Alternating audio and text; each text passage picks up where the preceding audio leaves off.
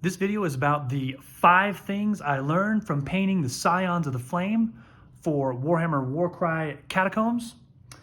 This is the Be a Hero Gaming channel where we talk about all things gaming, including painting and modeling, and also how we can be a hero in real life, give back to our communities, and be good citizens. So I did a video, in fact, the very first video I did for this channel was about starting. When I was trying to figure out what I should do a video on to start the channel out, I thought, well, let me just start with a video wherever I'm at. And at the time, I was in the middle of painting some of this stuff. Some of the catacombs scenery wasn't painted yet, and I think I had about half of these guys painted at the time.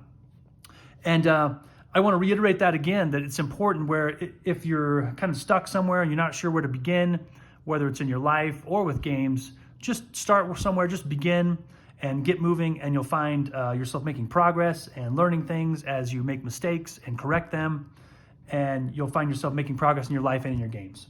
So that said, let's talk about these 5 things I learned from this. I also do want to mention too that I did a short a while back. If you haven't seen that, go check that out.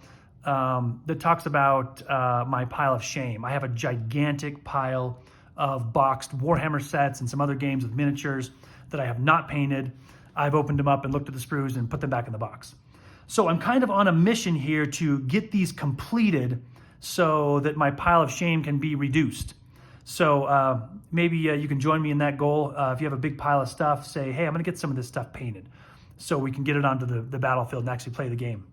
When I was a kid, sort of a youth playing Warhammer in the 90s, and I know that just dates myself, but I didn't actually really play that much Warhammer because I was painting so many miniatures and obsessing about the paint jobs that I never really got to the playing.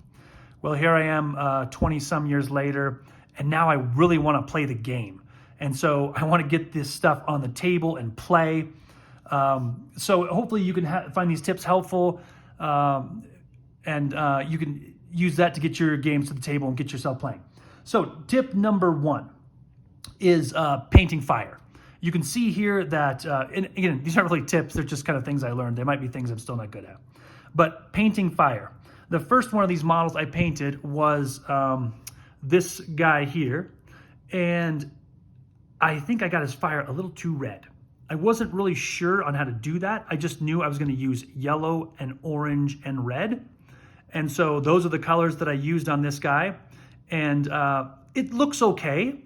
And so, as I progressed and as I painted the other models, I thought, let's try to make this a little bit better. And I'll just skip a few of the models here and go to this guy here and show you how the more I thought about fire and I looked at fire in real life, I realized that fire is mostly orange, where the hottest parts are yellow.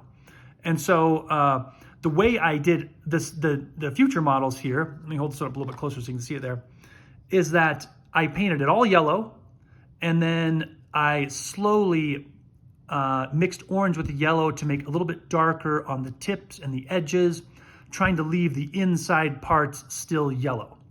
If you have any more fire painting tips, I would love to hear about them, but I really found it helpful to start with the yellow and then work your way to from a lighter orange to just maybe the tips a little bit darker orange. And on this guy, I didn't use any red at all, only orange. So that's tip number 1, is painting fire. The second thing I learned was to not be intimidated by a difficult model. And I did just show you this one, but I'll hold this up again. When I had primed this guy, I was really freaked out by all this fire around him. And I thought, how in the world am I going to paint this guy? And I had some of the other ones that were unpainted, and I thought, well, maybe I should do those first. I said, nope, I'm just gonna pick this guy up and I'm gonna start doing it. Again, going back to just get started. And I painted all of the model except the fire first. So I painted all the clothing, the shoes, the belt, the skin, and then I painted the fire last just because it was on the outside and was the easiest to get to. And actually, this was one of the most fun models I ever painted. I don't know why, but I had a lot of fun seeing the model itself painted and then the fire start to come to life. And I just got really excited and just wanted to keep painting, and this ended up being one of the most fun models I ever painted. But originally, I was super freaked out to paint this guy. So don't be intimidated by a difficult model. Pick it up, grab some paints, and just start painting it, and I think you'll find yourself enjoying it. The third thing that I learned is that I'm not a very good skin painter. And these guys have a lot of guys with shirts off and muscles showing and arms showing, and I found out I'm not very good at painting skin. So it was nice to practice on a bunch of guys that had skin showing. Especially, I thought it was really cool too. These guys with the dark skin, I've never painted dark skin before. And so it was kind of a cool experience to get these guys painted. Also added a little bit of diversity to the army, which I thought was really cool. This guy here, I don't have a dark skin color. Whoop. What I ended up using was a little bit of black and brown and some dwarven flesh I mixed together. And then I just kind of lightened that up and did a black wash on it. And it's pretty dark, but it doesn't look too bad. So I found out I wasn't very good at painting skin. And again, when you just start doing something, you're gonna find out what you're not good at and what you need to improve upon. The one thing I will say about the skin is I found that I had to really dilute the paints for it to go on smooth. A problem I've had with skin in the past is it going on chunky, and obviously you want your skin complexion to look smooth. And so it's better to water your paint down a little bit more and do one or two extra coats of really smooth, almost opaque paint to make the skin colors go on really smooth. The fourth thing I learned is basing. A couple of these guys do not have shoes on, and I glued the model to the base before I did the basing. And so because of that, after I put the sand on there and then primed it and then painted it, you can't really tell very well, but the feet are kind of buried in the basing a little bit, which looks a little bit weird.